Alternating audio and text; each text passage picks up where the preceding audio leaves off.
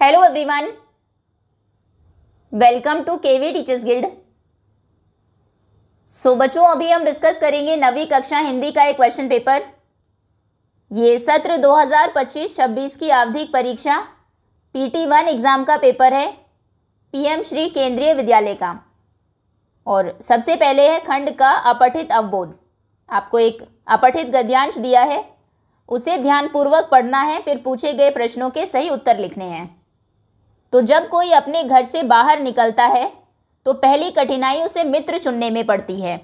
यदि उसकी स्थिति बिल्कुल एकांत और निराली नहीं रहती तो उसकी जान पहचान के लोग धड़ाधड़ बढ़ते जाते हैं और थोड़े ही दिनों में कुछ लोगों से उसका हेलमेल बढ़ते बढ़ते मित्रता के रूप में परिणत हो जाता है। मित्रों के चुनाव की उपयुक्तता पर उसके जीवन की सफलता निर्भर हो जाती है, क्योंकि संगति का गुप्त प्रभाव हमारे आचरण पर बड़ा भारी पड़ता है। हम लोग ऐसे समय में समाज में प्रवेश करके अपना कार्य आरंभ करते हैं जबकि हमारा चित्त कोमल और हर तरह से संस्कार ग्रहण करने योग्य रहता है। हमारे भाव अपरिमार्जित और हमारी प्रवृत्ति अपरिपक्व रहती है। हम लोग कच्ची मिट्टी की मूर्ति के समान रहते हैं, जिसे जो जिस रूप में ढाले, चाहे राक्षस बनाए चाहे देवता। चलिए प्रश्न देखते हैं बहुविकल्पीय प्रश्न में। पहला प्रश्न है, घर से निकलने पर किसी युवा को पहली कठिनाई क्या होती है? मकान ढूंढना, नौकरी ढूंढना, मित्र चुनना या घर बनाना? तो पहली कठिनाई उसे मित्र चुनने में पड़ती है। ग विकल्प सही है। हेल मेल बढ़ते बढ़ते किस रूप में परिणत हो जाता है? रिश्तेदारी, दोस्ती, दुश्मनी या विवाह? तो हेल मेल बढ़ते बढ़ते मित्रता के रूप में परिणत हो जाता है, दोस्ती के रूप में। हमारे आचरण पर किसका भारी प्रभाव पड़ता है? विद्यालय का, साथी का, पड़ोसी का, किसी का नहीं? तो हमारे आचरण पर संगति का यानी कि साथियों का बड़ा भारी प्रभाव पड़ता है। नए समाज में प्रवेश के समय हमारा चित्त कैसा रहता है? तो नए समाज में प्रवेश के समय हमारा चित्त कोमल और हर तरह से संस्कार ग्रहण करने योग्य रहता है। ये चौथे प्रश्न का उत्तर होगा। उपयुक्त गद्यांश के लिए उचित शीर्षक बताइए। तो शीर्षक हो सकता है मित्रता का महत्व या फिर मित्रता का प्रभाव। मित्रता का महत्व। चलिए आगे आते हैं। अब एक काव्यांश दिया है, निम्नलिखित काव्यांश को पढ़कर दिए गए प्रश्नों के उत्तर लिखिए। जिसने झेला नहीं खेल क्या उसने खेला, उसको दे क्या दे, प्रकृति की यह गतिमयता यह नव बेला। पीड़ा के माथे पर ही आनंद तिलक चढ़ता आया है। मुझे देखकर आज तुम्हारा मन यदि सचमुच ललचाया है, तो कृत्रिम दीवारें तोड़ो, बाहर जाओ, खुलो, तपो, भीगो, गल जाओ, आंधी तूफानों को सिर पर लेना सीखो। जीवन के का हर दर्द सहेजो, स्वीकारो हर चोट समय की। जितनी भी हलचल मचनी हो मच जाने दो, रस विष दोनों को गहरे में पच जाने दो। तभी तुम्हें भी धरती का आशीष मिलेगा, तभी तुम्हारे प्राणों में भी पलाश का फूल खिलेगा। ठीक है, प्रश्न देखते हैं। आनंद पाने वाला सच्चा अधिकारी कौन है? कष्ट देने वाला स्वार्थी व्यक्ति, कष्ट सहने वाला या विश्राम करने वाला? तो आनंद पाने का सच्चा अधिकारी वो है जिसके सिर पर पीड़ा के माथे पर ही, मतलब जिसने पीड़ा देखी हो, जिसने दुख देखा हो, कष्ट सहने वाला। बाहर जाओ से कवि का क्या अभिप्राय है? प्रातः भ्रमण, विदेश भ्रमण, प्रत्येक परिस्थिति का सामना करना, घर से बाहर निकलना। बाहर जाओ मतलब प्रत्येक परिस्थिति का सामना करो। धरती का आशीर्वाद किसे प्राप्त होता है? विषपान करने वालों को, अमृतपान करने वालों को, दुख सुख को समान रूप से लेने वालों को या किसान को? धरती का आशीष मिलेगा। जब तुम रस विष दोनों को गहरे पच जाने दो, तभी तुम्हें भी धरती का आशीष मिलेगा, यानी कि दुख और सुख दोनों को समान रूप से लेने वालों को। लघुत्तरात्मक प्रश्न। पीड़ा के माथे पर ही आनंद तिलक चढ़ता आया है, पंक्ति में निहित भाव को स्पष्ट कीजिए। तो इसका अर्थ है कि जिस व्यक्ति को सुख या आनंद की प्राप्ति हुई है वो तभी होती है जब उसने कठिनाइयों और दुखों का सामना किया हो। तो उत्तर आप लिखेंगे, इसका अर्थ है सुख और आनंद की प्राप्ति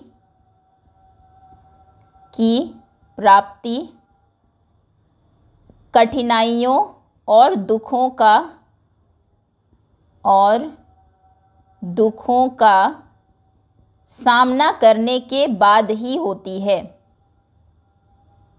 करने के बाद ही होती है। आगे है, कविता का मूल संदेश क्या है? तो कविता का मूल संदेश है कि हमें कष्टों से या फिर दुखों से घबराना नहीं चाहिए, डटकर उनका सामना करना चाहिए। पीड़ा जीवन का एक अनिवार्य हिस्सा है और ये व्यक्ति को मजबूत बनाते हैं। उसके बाद ही हम आनंद की वास्तविकता को समझ सकते हैं। हमें जीवन में मूल संदेश है, हमें जीवन में संघर्षों और दुखों को स्वीकार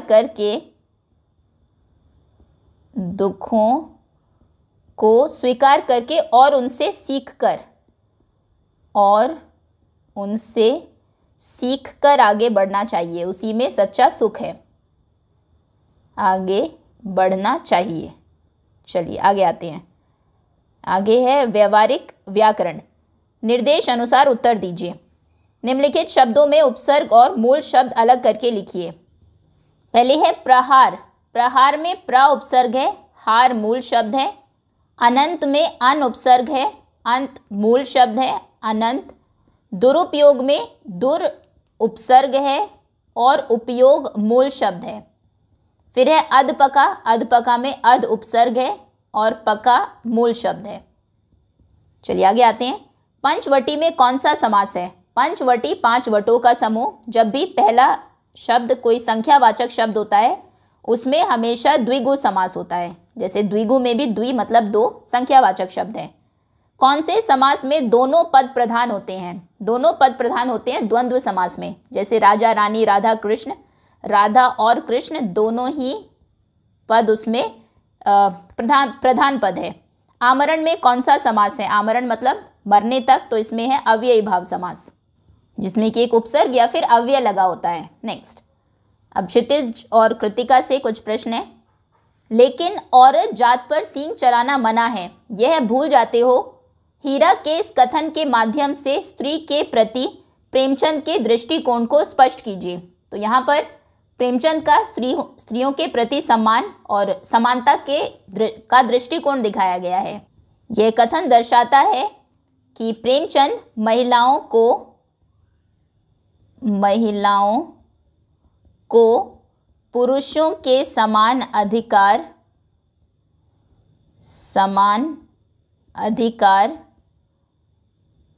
तथा उनके साथ सम्मानपूर्ण व्यवहार के पक्ष में थे। सम्मानपूर्ण व्यवहार के पक्ष में थे। ओके, तो इससे पता लगता है कि महिलाओं को भी पुरुषों के समान ही सम्मान दिया जाना चाहिए। नेक्स्ट, कांजी हॉस में कैद पशुओं की हाजिरी क्यों ली जाती थी? ताकि अगर कोई पशु भाग जाए तो उसका तुरंत ही पता लगाया जा सके, जिससे कि कोई पशु भाग ना जाए या कोई पशु भाग जाए तो उसका तुरंत पता लगाया जा सके। नेक्स्ट, जा सके। उसके बाद है कबीर के अनुसार संसार में सच्चा संत कौन कहलाता है? तो सच्चा संत वही है जो संसार की सारी मोह माया और भेदभाव से दूर रहता है और सच्चे मन से ईश्वर की भक्ति करता है।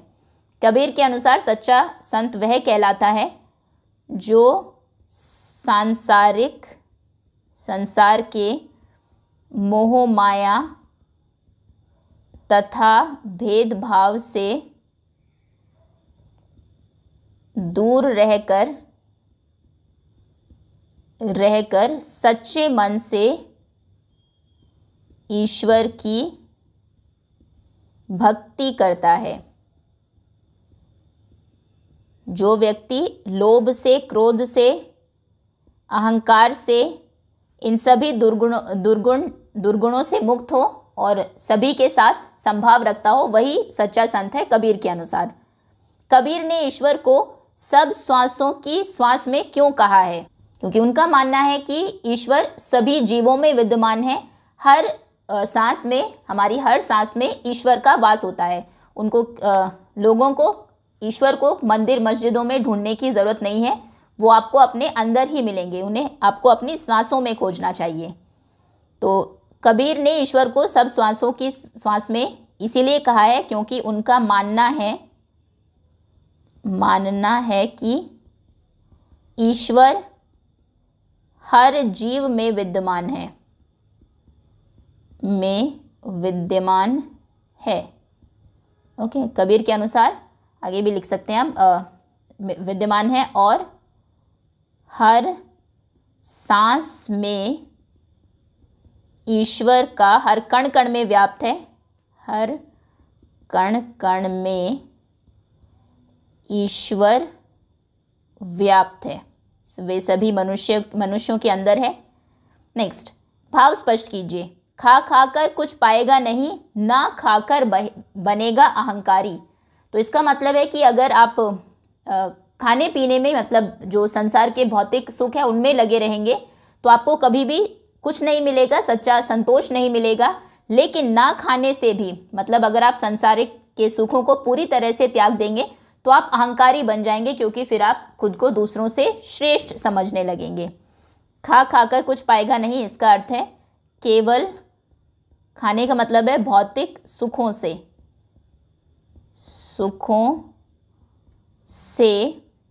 मनुष्य को सच्चा सुख नहीं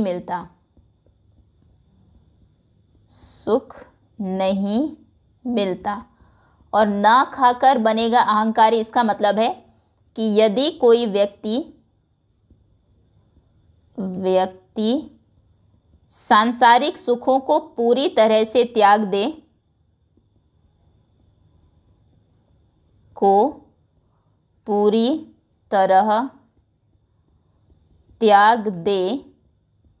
तो वह अहंकारी बन जाता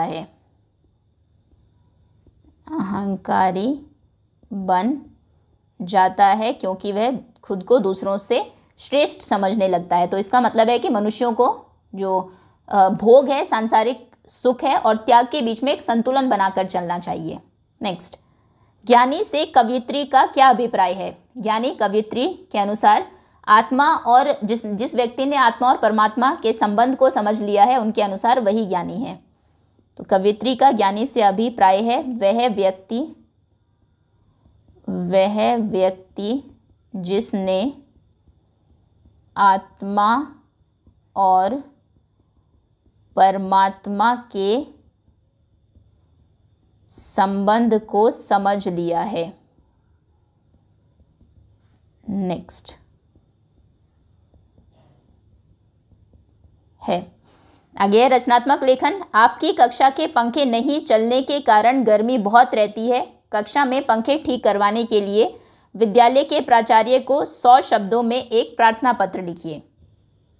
ये इस तरह से आप पत्र लिखेंगे। सेवा में प्राचार्य महोदय, विद्यालय का नाम, दिनांक, विषय पंखे ठीक करवाने के संबंध में। महोदय, सविनय निवेदन है कि मैं आपकी कक्षा 7 की छात्रा या कक्षा 7 का छात्र हूँ। मैं यह प्रार्थना पत्र आपके ध्यान में एक आवश्यक समस्या लाने के लिए लिख रहा हूँ। हमारी कक्षा के पंखे पिछले कुछ दिनों से खराब है और बिल्कुल भी नहीं चल रहे हैं। वर्तमान में मौसम अत्यधिक गर्म है, जिससे कक्षा में बैठना बहुत कठिन हो गया है। अत्यधिक गर्मी के कारण हमें पढ़ाई में भी बहुत परेशानी हो रही है। पसीना आने से कई बार विद्यार्थियों की तबीयत भी खराब हो जाती है। इस समस्या के समाधान हेतु आपसे निवेदन है कि कृपया हमारी कक्षा में पंखों की मरम्मत शीघ्र करवाने की कृपा करें, ताकि हम बिना किसी असुविधा के अध्ययन कर सकें। हमें विश्वास है कि आप इस विषय पर अवश्य ध्यान देंगे। आपकी कृपा के लिए हम सदा आभारी रहेंगे। धन्यवाद। आपका आज्ञाकारी छात्र या आपकी आज्ञाकारी छात्रा, आपका नाम फिर कक्षा। Okay, next. इसके और में अथवा अपने मित्र विजय या फिर मैना को परीक्षा में प्रथम आने पर बधाई देते हुए एक पत्र लिखिए। तो मित्र को पत्र एक अनौपचारिक पत्र है। सबसे पहले पता आएगा आपका, फिर दिनांक, प्रिय, आपकी मित्र का नाम, प्रिय मैना, नमस्ते या हेलो भी आप बोल सकते हैं। आशा है कि तुम पूरी तरह स्वस्थ और प्रसन्न हो। यह जानकर मुझे बहुत खुशी हुई कि तुमने अपनी कक्षा की वार्षिक परीक्षा में प्रथम स्थान प्राप्त किया है। यह तुम्हारी मेहनत, लगन और आत्मविश्वास का परिणाम है। मैं तुम्हें इस सफलता के लिए दिल से बधाई देती हूँ। तुम्हारी यह उपलब्धि न केवल तुम्हारे माता पिता और शिक्षकों के लिए गर्व की बात है, बल्कि हम सबके लिए प्रेरणा भी है। मुझे पूरा विश्वास है कि भविष्य में भी तुम इसी तरह परिश्रम करती रहोगी और आगे बढ़ती रहोगी। मेरी शुभकामनाएं हमेशा तुम्हारे साथ है। कृपया इस पत्र का उत्तर अवश्य देना। तुम्हारी मित्र। नीचे आपका नाम। उसके बाद है, निम्नलिखित में से किसी एक विषय पर दिए गए संकेत बिंदु के आधार पर लगभग 120 शब्दों में अनुच्छेद लिखिए। तो पहला विषय है भ्रष्टाचार, कारण और निवारण। संकेत बिंदु, भ्रष्टाचार का बोलबाला, भ्रष्टाचार के दुष्प्रभाव एवं रोकने के उपाय, उपसंहार। इस तरह से आप लिखेंगे। भ्रष्टाचार का अर्थ है अपने स्वार्थ के लिए नियमों का उल्लंघन करना या अनुचित तरीकों से लाभ उठाना। आज भ्रष्टाचार समाज की एक गंभीर समस्या बन चुका है। भ्रष्टाचार का बोलबाला, सरकारी दफ्तरों, अस्पतालों, विद्यालयों, न्यायालयों और पुलिस विभाग में भ्रष्टाचार बहुत बढ़ गया है। रिश्वत लेकर काम करना, झूठे दस्तावेज बनाना, अनुचित रूप से पैसे कमाना, ये सब भ्रष्टाचार के उदाहरण हैं। दुष्प्रभाव और रोकने के उपाय, भ्रष्टाचार के कारण देश का विकास रुक जाता है, गरीब और आम लोग पीड़ित होते हैं, योग्य लोग पीछे रह जाते हैं और अनुचित लोग आगे बढ़ जाते हैं। इसे रोकने के लिए लोगों में नैतिक शिक्षा, ईमानदारी की भावना बढ़ानी चाहिए, कठोर कानून बनाए जाने चाहिए और रिश्वतखोरों को सख्त सजा दी जानी चाहिए। उपसंहार, यदि सभी नागरिक ईमानदारी से अपने कर्तव्यों का पालन करें तो हम एक भ्रष्टाचार मुक्त भारत बना सकते हैं। हमें खुद भी ईमानदार बनना होगा और दूसरों को भी प्रेरित करना होगा। उसके बाद है विद्यार्थी और अनुशासन। संकेत बिंदु, भूमिका, अनुशासन का अर्थ लिखेंगे, आवश्यकता और निष्कर्ष। अनुशासन जीवन का महत्वपूर्ण अंग है। यह शब्द शासन से बना है, जिसका अर्थ है नियमों का पालन करना। विद्यार्थी जीवन में अनुशासन का विशेष महत्व होता है। अनुशासन से ही छात्र अपने जीवन में सफलता प्राप्त करते हैं। विद्यार्थी यदि अनुशासन में रहता है तो वह समय का सही उपयोग करता है, माता पिता और शिक्षकों का आदर करता है तथा अपने कर्तव्यों का पालन करता है। विद्यालय में समय पर पहुंचना, पढ़ाई के नियमों का पालन करना, वर्दी पहनना, ये सब अनुशासन के रूप है। अनुशासन के बिना जीवन में अव्यवस्था फैल जाती है। एक अनुशासित विद्यार्थी ही भविष्य में एक अच्छा नागरिक बनता है। अनुशासन व्यक्ति को आदर्श बनाता है, इसलिए हम सबको चाहिए कि हम अपने जीवन में अनुशासन को अपनाएं और दूसरों को भी इसके लिए प्रेरित करें। विद्यार्थी जीवन में अनुशासन जितना जल्दी अपनाया जाए उतना ही अच्छा होता है। यही भविष्य की सफलता की नींव है। तीसरा टॉपिक है स्वच्छता अभियान। संकेत बिंदु, स्वच्छता क्या है, आवश्यकता क्यों है, अभियान की सफलता कैसे और फिर कुछ सुझाव। तो सबसे पहले स्वच्छता क्या है। स्वच्छता का अर्थ है अपने आसपास को साफ सुथरा और गंदगी मुक्त रखना। यह केवल सफाई तक ही सीमित नहीं है, बल्कि एक अच्छे और स्वस्थ जीवन की शुरुआत है। आवश्यकता क्यों है। गंदगी बीमारियों को जन्म देती है। कूड़ा कचरा, गंदे नाले और खुले में शौच से समाज में संक्रमण फैलता है। स्वच्छता न केवल हमारे शरीर के लिए बल्कि मन और वातावरण के लिए भी ज़रूरी है। फिर अभियान की सफलता कैसे। स्वच्छ भारत अभियान महात्मा गांधी के सपनों को साकार करने का एक बड़ा प्रयास है। इसके लिए हमें जन जागरूकता फैलानी चाहिए। घर गली स्कूल और सार्वजनिक स्थानों को साफ रखना भी सभी का कर्तव्य है। सुझाव, हमें कूड़ा कूड़ेदान में डालना चाहिए, खुले में शौच नहीं करना चाहिए, पेड़ पौधे लगाने चाहिए और दूसरों को भी ऐसा करने के लिए प्रेरित करना चाहिए। निष्कर्ष है, स्वच्छता एक आदत है जिसे हमें अपने जीवन का हिस्सा बनाना चाहिए, तभी हमारा देश सुंदर और स्वस्थ बन सकेगा। दैट्स ऑल स्टूडेंट्स, ये था 9वीं कक्षा हिंदी का एक क्वेश्चन पेपर। उम्मीद है सभी प्रश्न आपको अच्छे से समझ में आ गए होंगे। Thank you so much for watching.